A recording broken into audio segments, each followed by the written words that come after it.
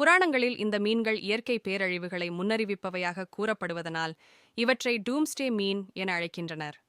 ஓஆர்ஃபிஷ் மிகவும் மெல்லியதாக சில்வர் நிறத்தில் மின்னக்கூடிய அரிய ஆழ்கடல் உயிரினமான ஓஆர்ஃபிஷ் மெக்சிகோவின் தெற்கு பாகா கலிஃபோர்னியா கடற்கரையில் கண்டுபிடிக்கப்பட்டுள்ளது. இந்த மீன்கள் ஆழ்கடலில் இருந்து மேற்பரப்புக்கு வருவதே மிக மிக அரிதானது. இந்த மீன்கள் கடலுக்கு அடியில் 660 முதல் 3280 அடி ஆழத்தில் வசிக்கின்றன. இவை மனிதர்களால் காணப்படும் போதெல்லாம் இறந்த புயலில் அடித்து வரப்பட்டதாகவே இருக்கும். ஆனால் மெக்சிகோ கடற்கரையில் அதனை உயிருடன் பார்த்திருக்கின்றனர். இந்த மீனை கடற்கரையில் பார்த்தவர்கள் இதற்கு முன்னர் பார்த்ததே இல்லை என்றாலும் கண்டவுடனே அதன் இனத்தை அறிந்துள்ளனர்.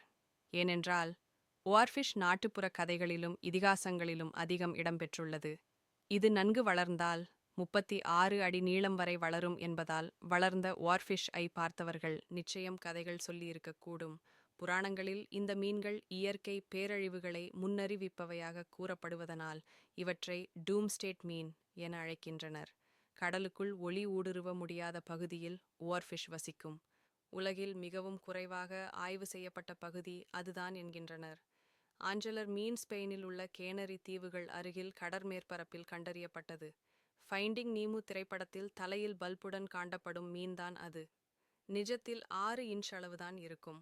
அந்த மீனின் வீடியோ சமூக வலைத்தளங்களில் வைரலாகி வருகிறது. அந்த மீன் மேற்பரப்புக்கு வரவில்லை என்றால் அதற்கு சூரியன் என்ற ஒளி மூலம் இருப்பது வாழ்நாள் முழுமைக்கும் தெரியாமல் இருந்திருக்கலாம்.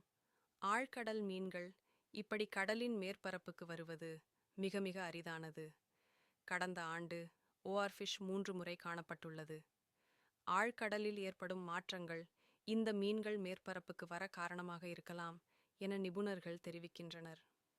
பேரழிவின் முன்னோடியாக கருதப்படும் டூம்ஸ்டே மீன், டூம்ஸ்டே ஃபிஷ் என்று செல்லப்பெயர் கொண்டு அழைக்கப்படும் துடுப்பு மீன் மெக்சிகோவின் பசிபிக் கடற்கரையில் தென்பட்டுள்ளது பரபரப்பை ஏற்படுத்தியுள்ளது. மெக்சிகோவின் பசிபிக் கடற்கரையின் பாஜா சுர் என்ற ஆழமற்ற நீரில் ஒரே ஒரு டூம்ஸ்டே மீன் கரையில் ஒதுங்கியது.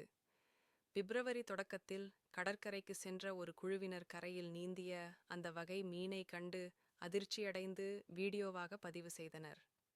டூம்ஸ்டே மீன் மெல்லிய உடலையும் இடைவெளியான வாயையும் கொண்டுள்ளது. மக்களால் அரிதாகவே அதை காண முடியுமாம்.